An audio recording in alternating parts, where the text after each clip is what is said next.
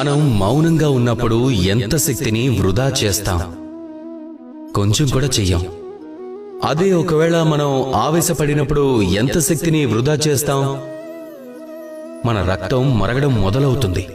మన కళ్ళ నుంచి నిప్పులు కక్కడం మొదలు పెడతాం. మనం అరుస్తాం, కేకలేస్తాం, అప్పుడప్పుడు అనుచిత పనులు కూడా చేస్తూ ఉంటాం.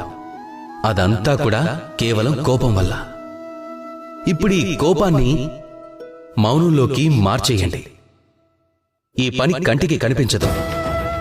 ఈ పని అంతా తేలిక కాదు. ఇది చాలా కష్టమవుతుంది, అలాగే చాలా శ్రేష్టమైనది కూడా అవుతుంది. ఏ వ్యక్తి అయితే మాటిమాటికి కోపం తెచ్చుకుంటాడో, పదే పదే దాడి చేయటం మొదలు పెడతాడో, తను అందరికంటే శక్తిశాలి అవుతాడా? కానీ కాదు.